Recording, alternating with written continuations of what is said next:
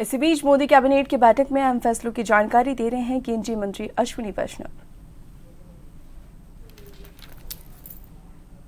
Madam 3:30 बजे तक जानकारी दे देगा, ये लग रहा है वैसा ही।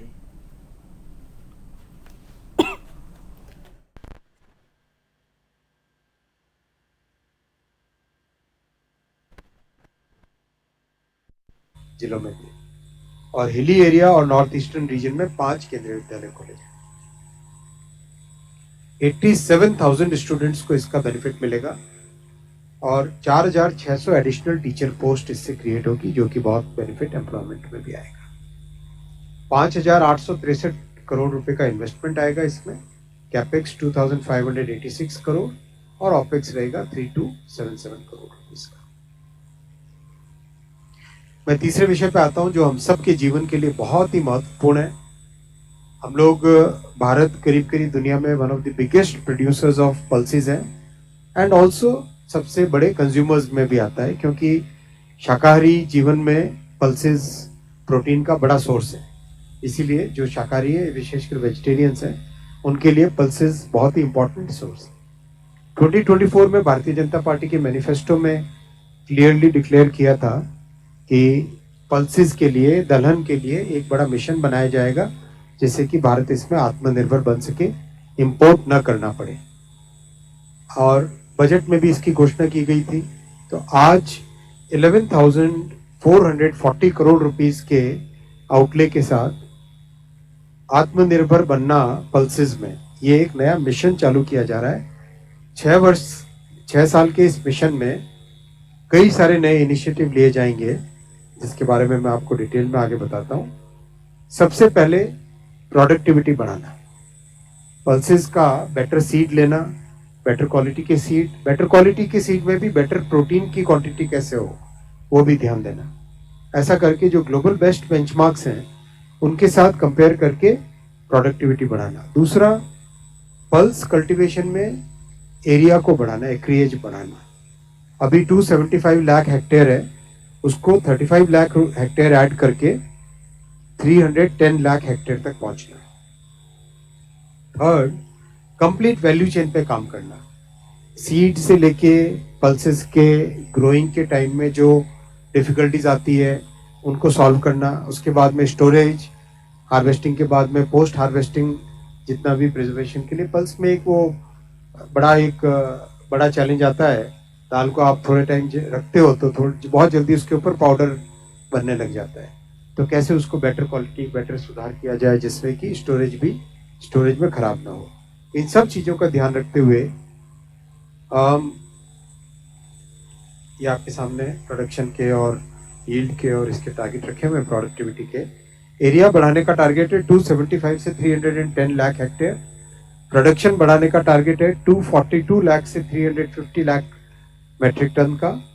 और यील्ड बढ़ाने का 881 से पर हेक्टेयर इतने किलोग्राम, 1130 किलोग्राम यील्ड बढ़ाने का, यानी प्रोडक्टिविटी बढ़ाने का ऑब्जेक्टिव लिया गया है।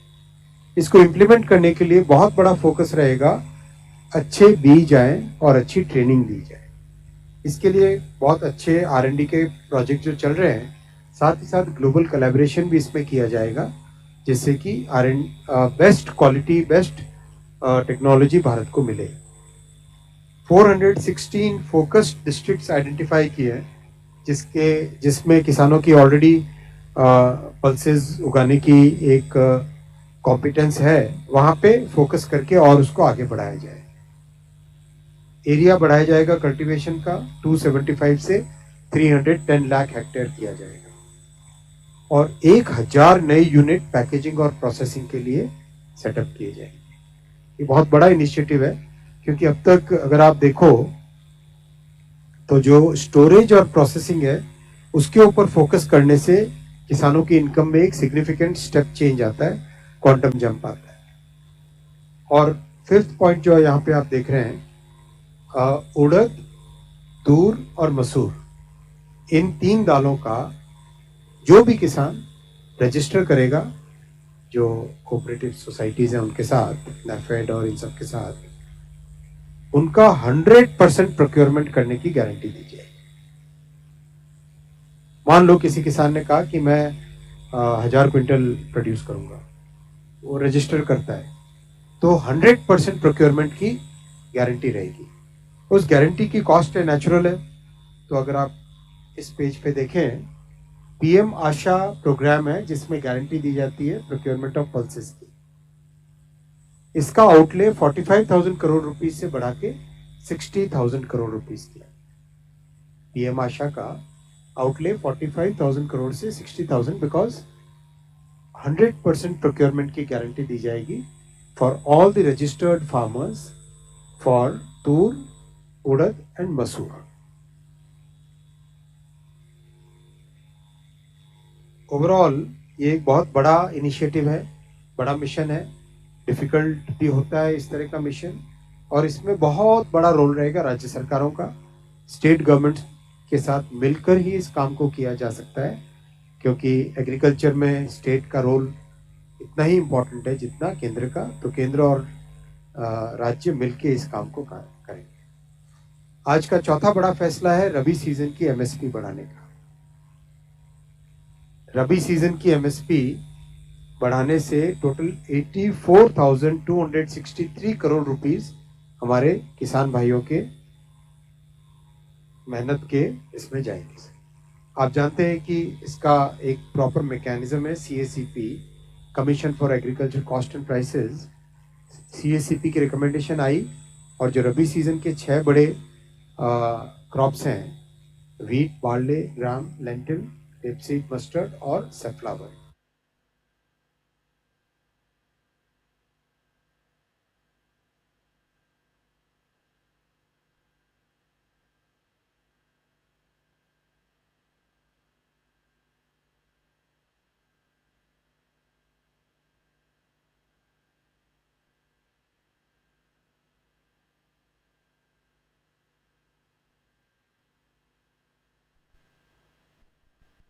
इनके सब में जो कमिटमेंट है कॉस्ट से मिनिमम 50% अधिक होना, उस कमिटमेंट को ध्यान में रखते हुए ये नए एमएसपी आज अप्रूव हुए हैं।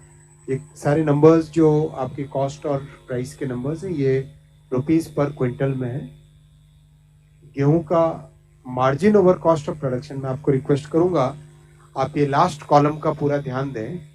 Margin over cost of production, ये हमारी कॉस्ट ऑफ प्रोडक्शन है, ये प्राइस है एमएसपी, और ये margin over cost of production.